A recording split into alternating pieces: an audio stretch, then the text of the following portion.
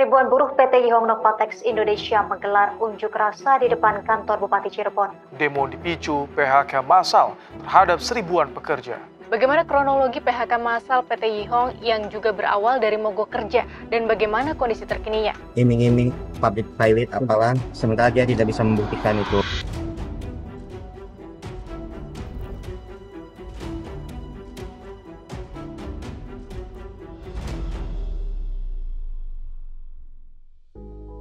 Bayangin ini bro, kamu kerja di pabrik sepatu, udah kerja keras, lembur tiap hari, tapi tiba-tiba 3 teman kamu dipecat tanpa penjelasan. Kamu dan ratusan orang protes, 3 hari mogok, lalu tiba-tiba 1 pabrik ditutup. Tamatlah sudah 1.126 orang kehilangan kerjaan. Ini bukan drama Korea, ini kejadian nyata di Cirebon. Nama perusahaannya PT Yihong Novatek Indonesia. Nah, hari ini saya, Tom MC Ifle, akan bongkar apa yang sebenarnya terjadi. Apakah mogok kerja 3 hari bisa bikin pabrik bangkrut? Siapa yang salah?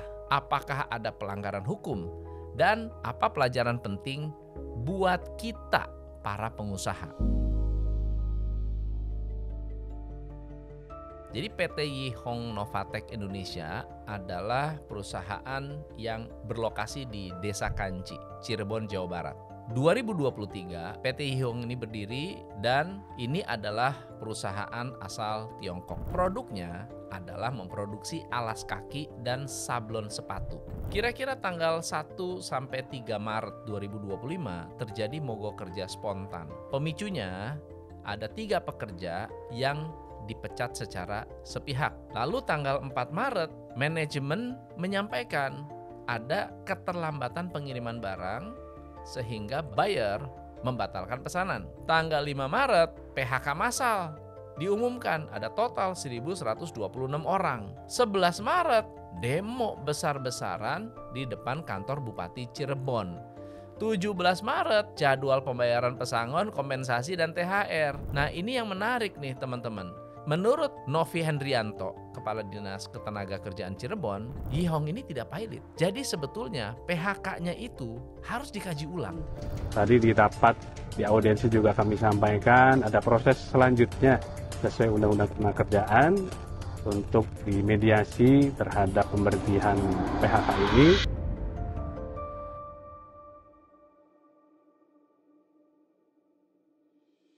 Jadi sekarang kita gali nih ya, tadi kan udah kelihatan tuh tanggal-tanggal pentingnya. Sekarang kita gali akarnya. Kenapa kok bisa terjadi demo dan kenapa bisa gagal perusahaan ini? Ini versi karyawan nih. Jadi cerita 3 orang dipecat ini tanpa peringatan. Yang 3 orang ini protes. Lalu ratusan karyawan mogok kerja karena memprotes keputusan 3 orang tadi. Bahkan ada demo. Tutup Yihong, tutup Yihong, tutup Yihong. Wah, jadi doanya karyawan ini, ayo PT Yihong tutup aja. Tapi bukan berarti bolos ya. Rupanya mereka tidak bisa produksi karena tidak ada bahan produksi. Mereka tetap hadir, tetap absen. Nah, versi manajemen bahwa mogoknya itu dianggap mogok liar. Akibat mogok, pengiriman tertunda. Nah, kalian tahu bahwa setiap perusahaan biasanya memiliki yang namanya komitmen. Komitmen kepada customer dan komitmen terhadap delivery-nya. Nah, gara-gara mogok, buyer-buyer internasional katanya cancel order. Perusahaan bilang, gara-gara kalian demo, perusahaan rugi besar. Karena perusahaan rugi, perusahaan melakukan tindakan yang drastis, yaitu PHK. Tapi ini aneh.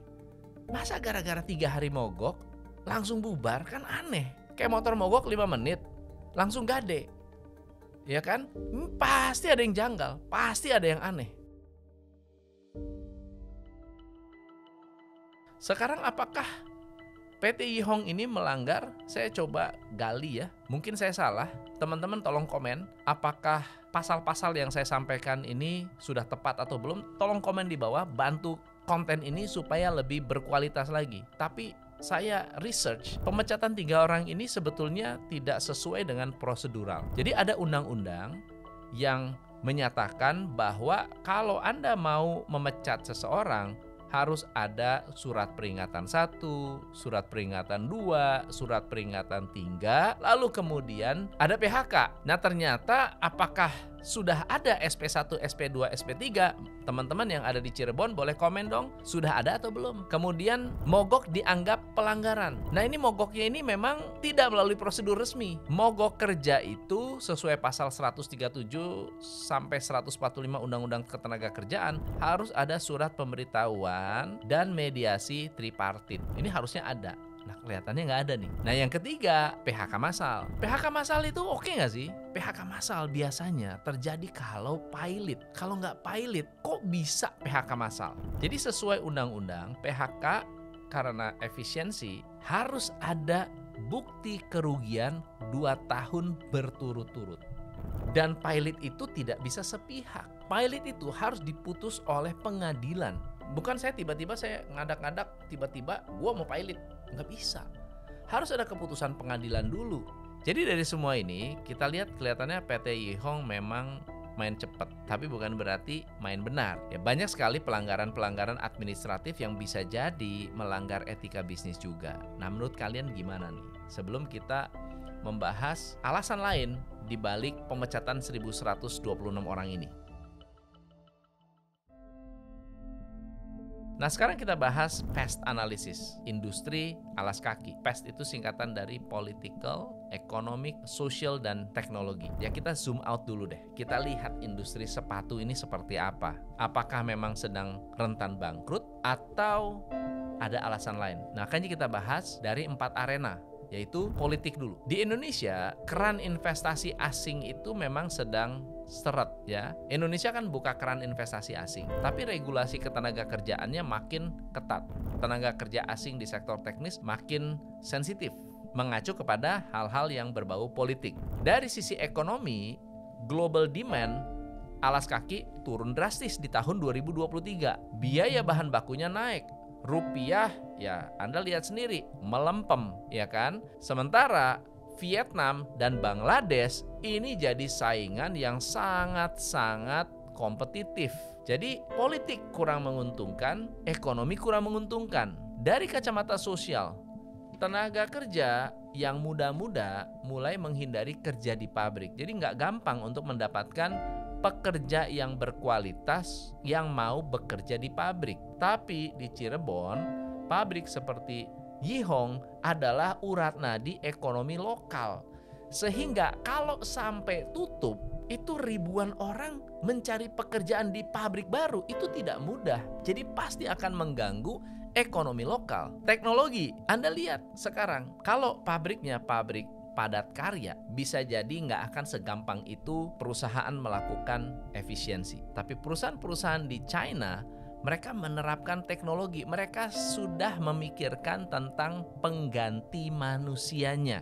Bisa jadi PT Yihong kalau menggunakan teknologi canggih, jumlah orangnya bisa berkurang, pabrik tetap jalan. Sementara di Tiongkok banyak sekali otomatisasi. Kalau di Indonesia masih padat karya, mogok 3 hari, nggak ada produksi, nggak ada buffer, udah pasti rugi. Jadi secara kesimpulan, political, ekonomi, sosial, dan teknologinya jelas industri ini memang rentan. Tapi bukan berarti boleh PHK tanpa dasar. Kalau fondasi manajemennya nggak kuat, tekanan dikit bisa jadi goyang. Karena secara industri memang sedang tidak baik-baik saja. Saya curiga, dan banyak orang juga curiga, ini bukan masalah rugi. Tapi feeling saya, boleh salah. Mungkin pengen kabur dari tanggung jawab. Banyak pekerja yang sudah hampir 2 tahun kerja, kalau bertahan beberapa bulan lagi, wajib diangkat jadi karyawan tetap atau wajib dilanjutkan kontraknya. PHK massal bisa jadi salah satu solusi untuk melepaskan tanggung jawab atas jaminan sosial, tunjangan tetap, beban UMR. Ini bukan PHK karena mogok, ini PHK karena strategi melepas beban. Kalau saya salah, tolong koreksi, kira-kira tepat atau tidak. Nah yang jadi masalah adalah para pendemo yang kemarin bilang tutup Yihong, Sekarang Yihong ditutup beneran.